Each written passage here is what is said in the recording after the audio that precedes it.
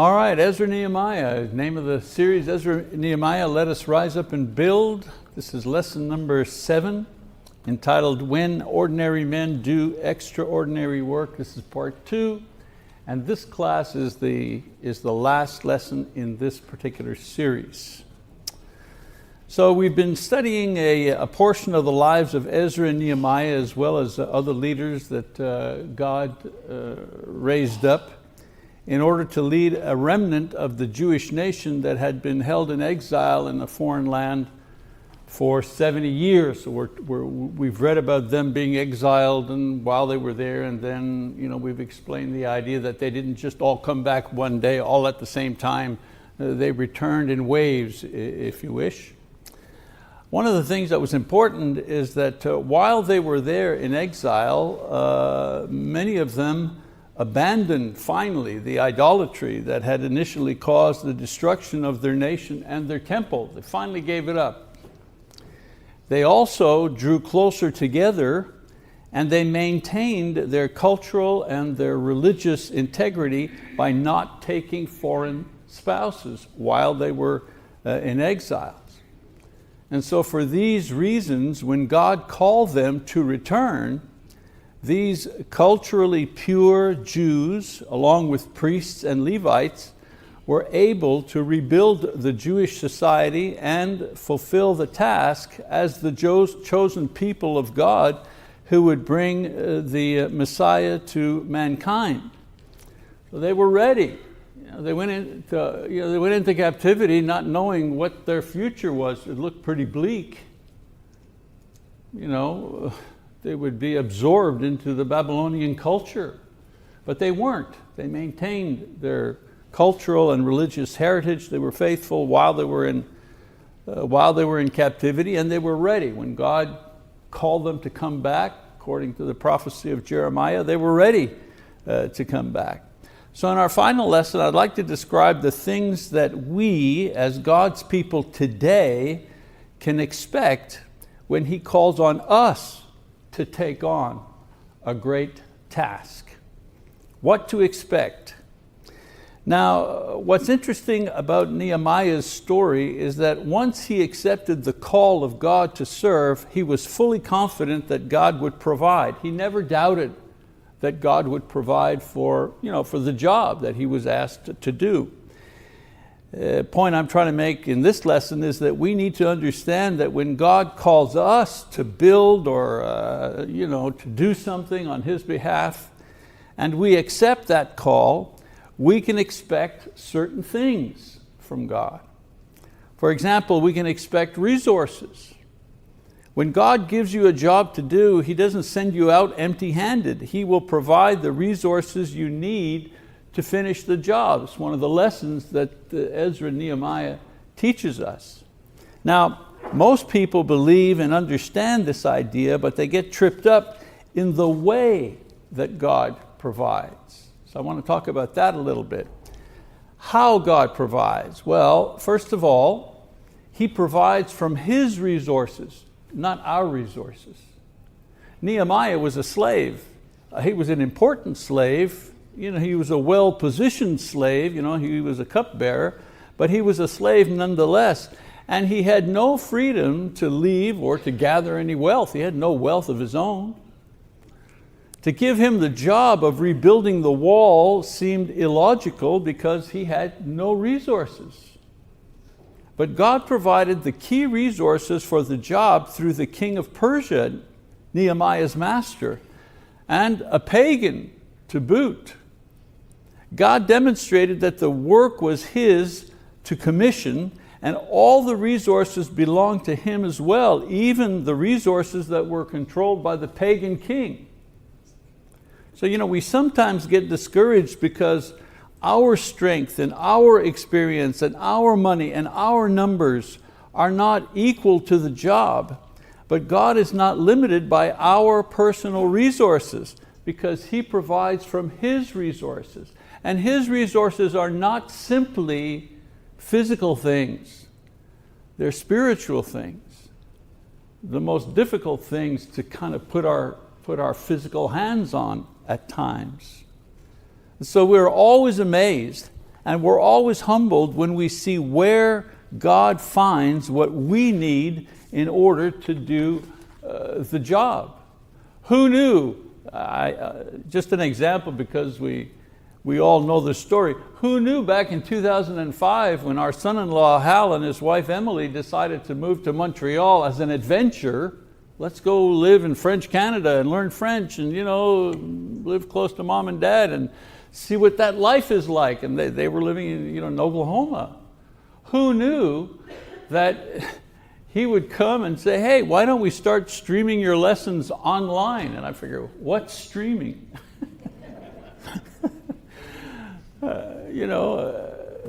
Who knew?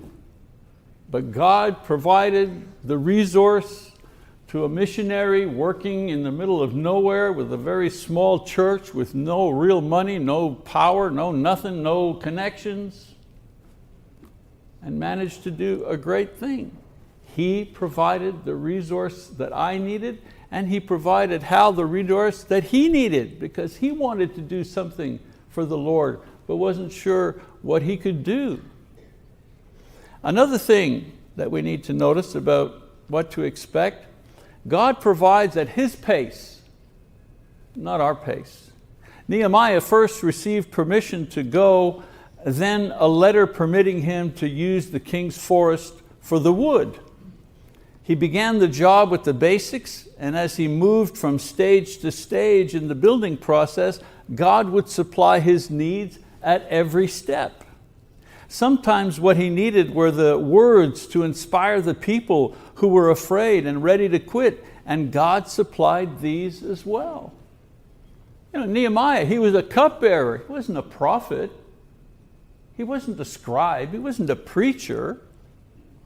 And yet God provided him the spiritual resources he needed at the time that they were most necessary. We always want all the money up front. You ever notice that? We want all the money up front. Sure, Lord, I'll do that, but let's have all the money up front and then we'll take a step. That's not how it works. We always want assurances on the table that everything will go smoothly before we take on the job that God gives us to do. It's not that God is slow or cheap or possessive with his resources. It's that he uses them to build our faith as well as to build the project. While we're building the project, he's building our faith. That's how it works. The goal wasn't just building a wall to protect the Jews in their city. It was to build their faith in God, who was the only one who could really protect them. Do you really think that the wall was protecting them? That the wall would protect them from everything? Of course not. It was God who was protecting them. If the Lord doesn't guard the city, what happens to the city? It's not really protected, is it? Another thing about God, when he provides the full amount. Study each person that God called upon to do a job. Think about Moses, and think about Noah or Solomon or the apostles, and each one always had enough to finish the task. God provides from unexpected or unusual sources at times. For example, the angel wipes out the Assyrian army without a single Jewish soldier lost in Hezekiah's story. Or 300 men defeat 300,000 men in the story of Gideon. Remember the story of Gideon? God is saying, too many men, you got too many guys. You gotta reduce that. 3,000 guys, still got too many guys. Joseph provides for his long-lost family in Egypt. How strange was that? How God provided for Joseph's family. Jesus multiplies the bread and the fish for the thousands who were there to hear him preach. And the early church sells its personal property to provide for the poor. How are we going to provide for these poor? I mean, all of a sudden we've got 3,000 people who are in the church in a single day, and they're being converted day by day, and the church is expanding, and there are people who've come from out of town in order to be here, and they don't want to leave. They want to hear the gospel. And so how are we going to ever provide for these people? We don't have any money. We're not rich people. People just step up and say, well, I've got a piece of land over here. I'm going to sell that and give it to the church. And God does not dishonor himself by giving us a job to do and then not providing enough resources for it. The resources are always there, but we have to open our eyes and we have to open our hearts in order to recognize them at times. Sometimes the right person or the right thing or the right idea is right in front of us, but we won't open our eyes to it. Another thing I want to say about this, when we accept to serve God in some way, first, expect the resources for the job, expect that. Secondly, expect opposition. Just because it's God that gives the job and the objective is to honor Him, it doesn't mean that it's going to be easy. Nehemiah continually faced opposition to his plan from everybody, the neighboring kings as well as his own people. I used to complain to God about these type of problems when I was trying to accomplish certain things. In writing this lesson, I could remember my prayers, my own prayers to God when I was in the mission field and working for a small congregation and just all the difficulties that brings. And I remember praying, why don't you just let me do it? I remember saying, why all this trouble? I'm doing this for you. Isn't this for you? Isn't it right? Isn't it the good thing? Why can't we accomplish the good that we're trying to do? And I would say to him, why are you putting all these obstacles in my way? Well, of course, I realized he wasn't putting the obstacles in my way. It was the snake that was putting the obstacles in my way. But still, I would complain to him, why are you making this so difficult?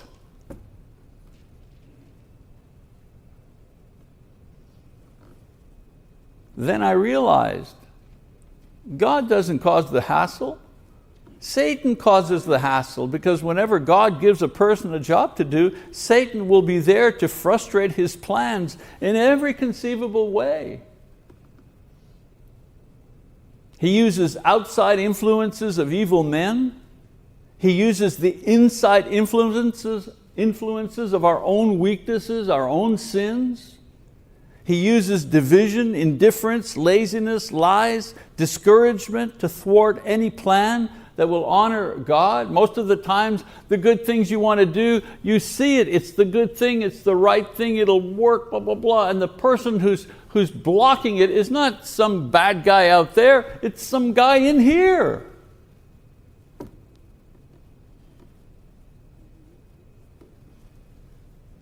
And that's what it's all about.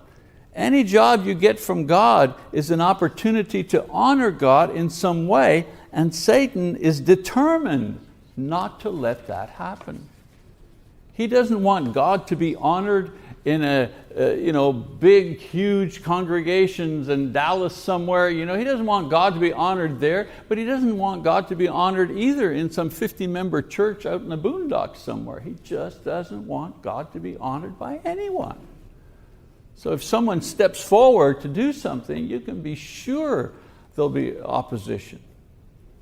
As I say, if God gives us a job, you can be sure that the snake will be there to cause trouble from the word go. And then finally, when we're called on to serve, another thing to expect, victory. Victory. Nehemiah used the resources and withstood the enemy, the threats, the internal division, the fatigue, and the discouragement, and in 52 days he built the wall. And last week I gave you the dimensions of that wall, right? 40 feet high, 2.5 miles around, 8 feet thick, 34 towers, 10 gates. 52 days. When God gives a job, He provides the resources, He sustains us through the trouble, and He expects victory. So should we. Nehemiah's victory was dramatic and it was inspiring, and it had the advantage of happening in a short amount of time. But in the work of the Lord, the victory is not always accomplished in 52 days. Sometimes not even in 52 years. Abraham, for example, died never seeing the nation that God had promised him. Moses died never entering the promised land. David died never seeing the temple. Paul died never seeing Christianity become the religion of the empire. Sometimes the job is a long-term one, and you may not see the victory in your lifetime. That's walking by faith. But if God calls on you to rise up and build, expect the victory sooner or later, because if it comes from the Lord, nothing will be able to stop the victory, nothing. It's just, do we have the faith to continue hoping and serving, even when the final victory doesn't occur in our lifetime? So, Zerubbabel, as I summarize this section that we've done, Zerubbabel, the first wave, and Ezra, and then Nehemiah and others, took on the task of rebuilding the city and the temple and the wall for an ultimate purpose they were not aware of. They were doing all of this with the primary goal of rebuilding the city so Jews can live in their own city once again, and rebuilding the temple so the people could worship God at the temple in the proper way. That was their goal. It was a good goal, but that wasn't God's ultimate goal. His ultimate goal that they were not aware of was to prepare them for the coming of Jesus Christ that would happen some 400 years down the road. Remember I said to you, sometimes it's not even in your lifetime. How do you know? How do we know there are things we're doing right now that are directly preparing the world for the return of Jesus? How do we know? We don't know. We don't know. That was the part of the job that no one but God knew at the time. All of that work and effort to protect a group of people who would later produce the Savior from their midst. They only thought, well, it's important for us to stay together and worship the Lord. Yes, maybe one day, the Messiah will come. Today we are charged with preaching the gospel to the entire world, to grow the kingdom and be constant witness to everyone for the return of Jesus Christ, who will judge the world and exalt the church at the end of time. We're not here to change the world. We're not here to save the world. You know what I'm saying? We're not save the world. We're here to tell the world that Christ is coming. The world is like a house on fire. And we're here to say, get out, come to safety, come into the church, the safe place. All these people trying to save the world, there is no saving the world. All these people trying to save the climate, there is no saving the climate. Our task today points to this ultimate purpose. Our advantage today is that we have not only been called to build the kingdom on earth, we also know why God has asked us to do this. There is not much left of what Nehemiah and the others built back in that time. Only a small portion of one wall remains near where the temple once stood and now is the mosque, the Dome of the Rock. They call it the Western Wall, many call it the Wailing Wall.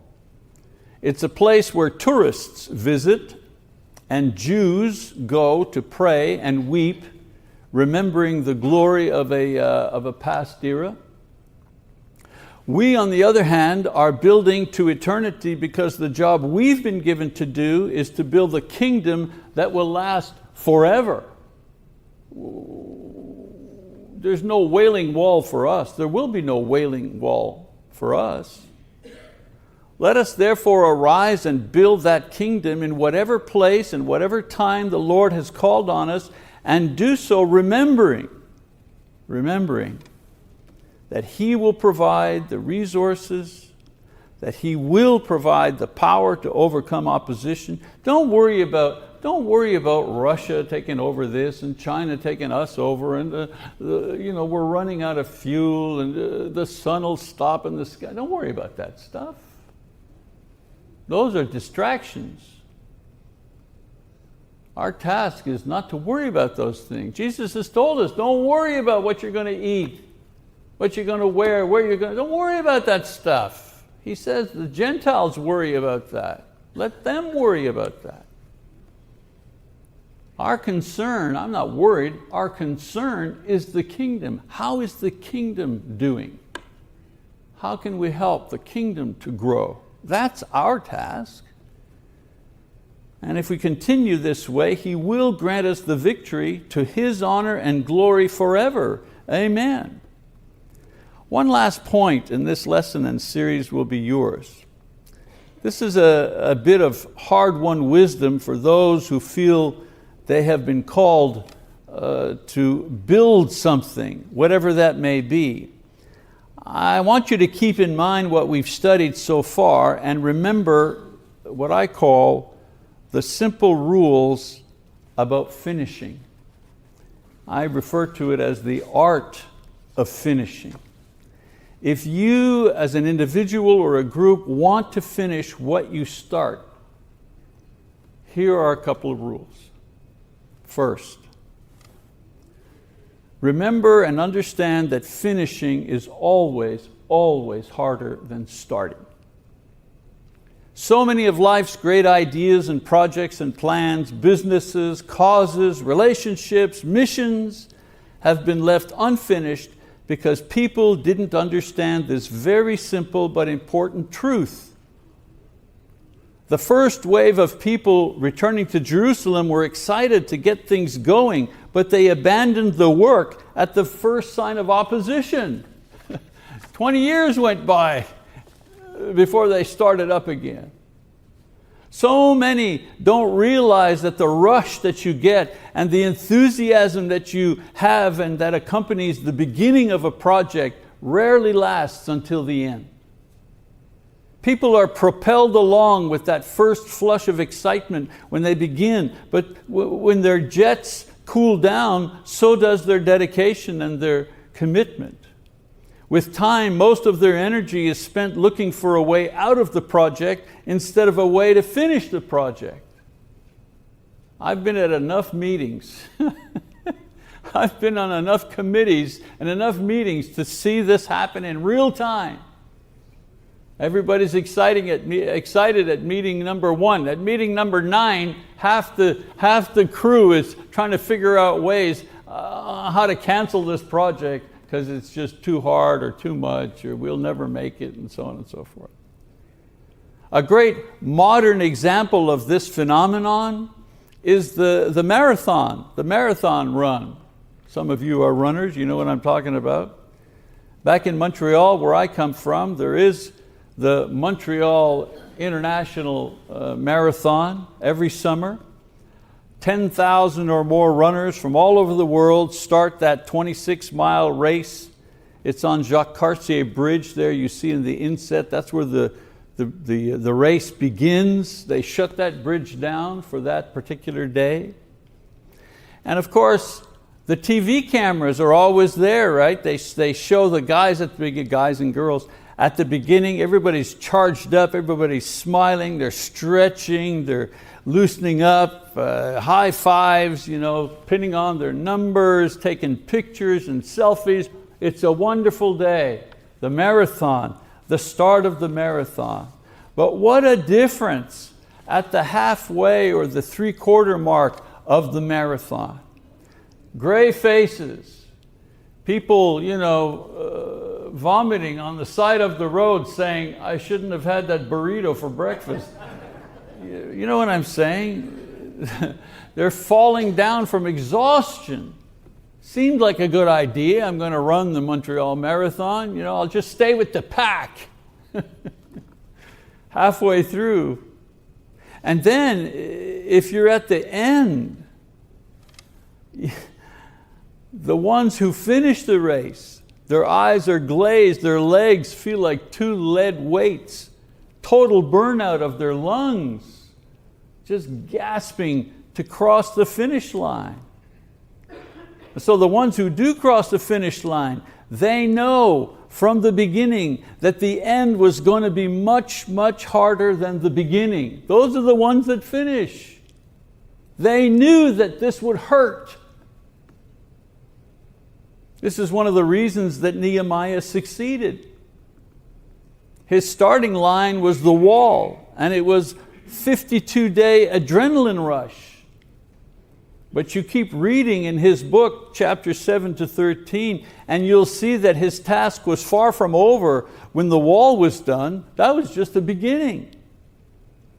Nehemiah had to persevere through the reorganization of that society. He had to reestablish their feasts and their covenants to obey God. He had to reinstate the collection of tithes in order to support the service of the temple. And he had to organize a national feast day to dedicate the wall itself. He even had to return for a time in order to rebuke the people for backsliding and for being, once everything was done, he went back to the king, and a little while later found out that nobody was going to the temple, nobody was paying the tithes, the priests were marrying foreign, the whole thing had fallen apart. He had to go back, and last week, we talked about maintenance. He had to do maintenance work. Nehemiah was as fervent for the task God had given him at the beginning as he was at the end. He never gave up his enthusiasm.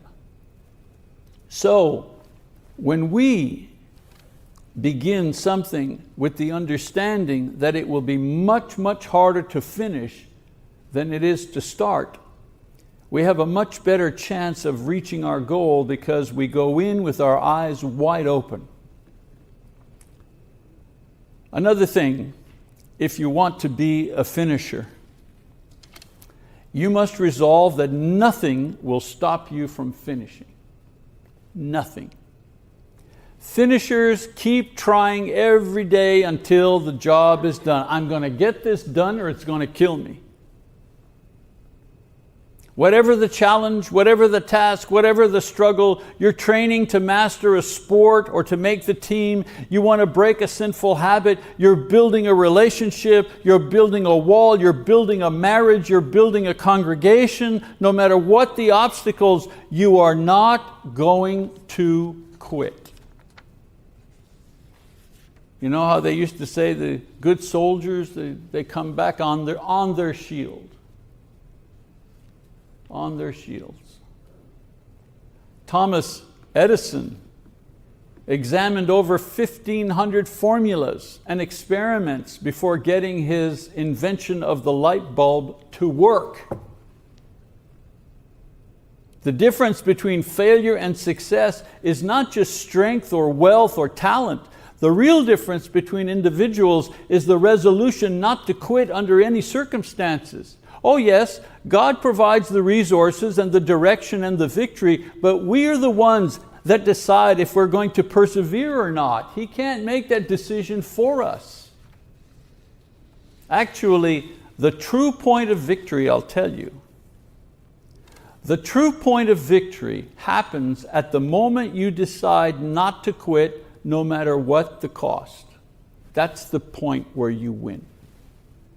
You run into a wall and you fall down, and you're down, no matter how you want to see that, metaphorically, physically, you're down. And you decide, this hurts. I don't know if I can take another shot like that, but I'm not going to quit. That at that point, you just won. You may not have crossed the finish line, but you just won right there. People can treat you unfairly. They can make life difficult for you. Circumstances can work against you. Satan can continually tempt you and bother you, but you remain in control of the decision to quit or not to quit. You're in charge of that. And finally, if you want to be a finisher, remember that rewards are only given to finishers, not starters. Quitters, they have stories, they have excuses, they have complaints, they have reasons, but the prizes go to those who finish. For example, salespeople, they get a commission if they close the deal, not just if they show the product. And marathoners, they get to say, I ran the Montreal Marathon only if they cross the finish line. I mean, it's a thing among marathoners. You don't say, oh, I ran such and such a race if you didn't finish it. And God preserved the history of Nehemiah's ministry because he finished his task. Otherwise, the book would be about somebody else. Somebody else would build that wall. Of course, the consummate finisher was our Lord Jesus Christ. When he began his ministry, the crowds were with him. They tried to make him king because they saw his miracles and they heard his wisdom. But take a look at the end of his life, however. He was alone, he was beaten, humiliated, totally rejected, and nailed to a Roman cross. And yet, he was able to say, it is finished. John chapter 19, verse 30. He began gloriously, he struggled through the obstacles, and he finished on a bloody tree, all done to receive his reward.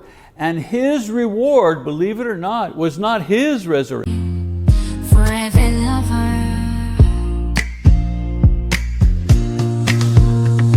in the depths of the darkest night, your love shines through a guiding light. With every heartbeat I feel your grace. In your warm embrace I find my place. Darling, don't cry, don't shed a tear, for I'll be your fortress, I'll always be near. Though storms may rage and oceans may roar, I'll stand by your side forevermore. Through the trials and the tests we face, our love will endure, it cannot be erased. So dry your eyes, my love, and take my hand. Together we'll conquer. His resurrection was never in doubt because he was without sin. His reward was the possibility of our resurrection through his sacrifice on that cross. That was his reward. 1 Peter chapter 1, verse 3.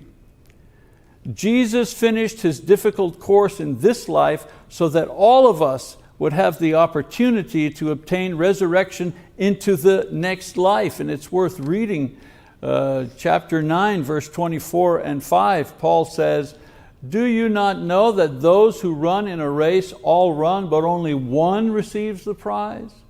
Run in such a way that you may win.